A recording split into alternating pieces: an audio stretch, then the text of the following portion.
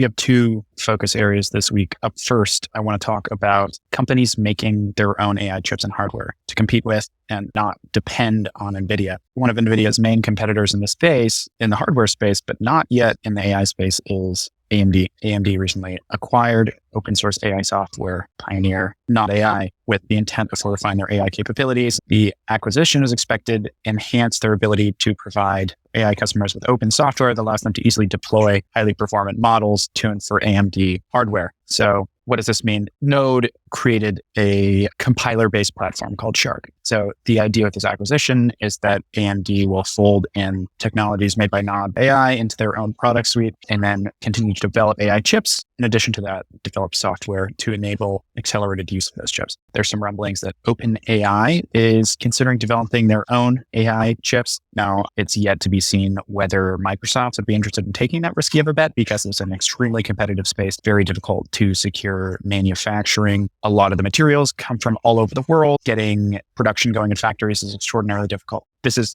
based on the current market of chips, which is largely dominated by NVIDIA, and NVIDIA sets the prices basically at whatever they want right now because they are leading in the space and nobody's competing with them. So if OpenAI were to develop their own chips specialized for large language model and more recently multimodal purposes that have extremely high memory transfer rate, they could potentially save many billions, tens of billions of dollars on hardware if they scale like Google has scaled. If really search engines are on their way out and tools like ChatGPT are here to replace them, that bet might be worth it. But again, very risky. Almost all chip manufacturing projects and startups, even the most promising ones that get a ton of funding, they tend to fail due to the difficulties of chip manufacturing. Microsoft may be revealing a new custom designed AI chip at Ignite. We expect this would be a collaboration with an existing chip manufacturer like AMD. Right now, Microsoft is reliant on NVIDIA chips as well. So the deal is here, AI chips are hot. The market doesn't want to be reliant on NVIDIA, who develop excellent products. They have the leading products in the space, but they are very expensive. They're also very hard to get a hold on. The demand is much, much higher than the supply. Basically, all NVIDIA chips are booked out for a long time coming. To the end of the year, they're signing contracts for next year as well. If more and more companies want to be competitive in the AI space, they're going to need another source of chips. I think this is great. I think the more competition, the better. There's already Google and Amazon have their own proprietary chips. This is going to bring prices down for everybody, especially if you're able to buy these chips from all kinds of different vendors. The second story is a report from a VC firm regarding the state of AI in industry and in research and in government and in safety, and then also makes predictions for next year. They do a ton of research. They run it by a lot of experts in the field, mostly statistical driven research. And then they released these 150-page odd reports. A lot of the predictions that they made last year came true this year, but I want to focus on the contents of the report of looking back at the past year. I'm going to go through a whole bunch of bullets really fast regarding all kinds of different aspects of AI. If you find any of them interesting, I recommend you go check out the report. First up, context length equals the new parameter count, meaning that constant context length is one of the most desirable capabilities. However, context length as it grows generally don't live up to expectations due to attention loss in the middle. A prediction is that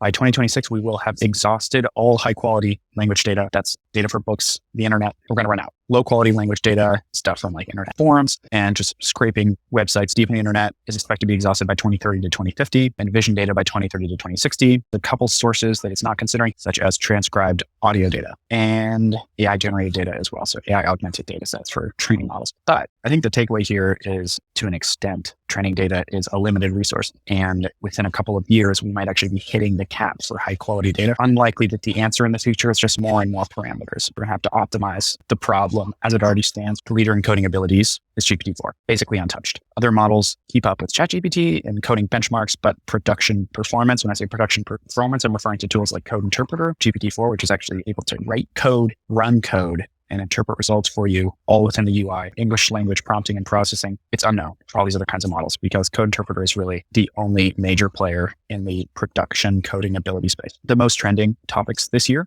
in AI are prompt engineering and reinforcement learning, human feedback. Prompt engineering has proven very difficult due to continuous updates to models in production. So investing too much energy into prompt engineering, probably not a good use of your time right now. The other piece is RLHF. RLHF has been proven with ChatGPT that in order to tune a large language model trained on an enormous data set for usefulness and helpfulness, RLHF is necessary. It's very expensive and it takes a lot of time. There's a new, and continuing on through my CV nerds, my computer vision nerds, Dino V2 is one of the new backbones of computer vision, really. And this is a self-supervised vision transformer from Meta. I don't want to get too deep into the details here because it's a very complex model, but it's taking the computer vision problem space and transformer models, which are driving improvements in language applications, applying it to computer vision problems and showing a ton of success. These kinds of tools are shrinking the data collection and training pipeline for computer vision models. Out of the industry and research space, ChatGPT is driving productivity improvements across sectors, particularly coding and repetitive writing tasks like content creation or writing email. On the AI safety end,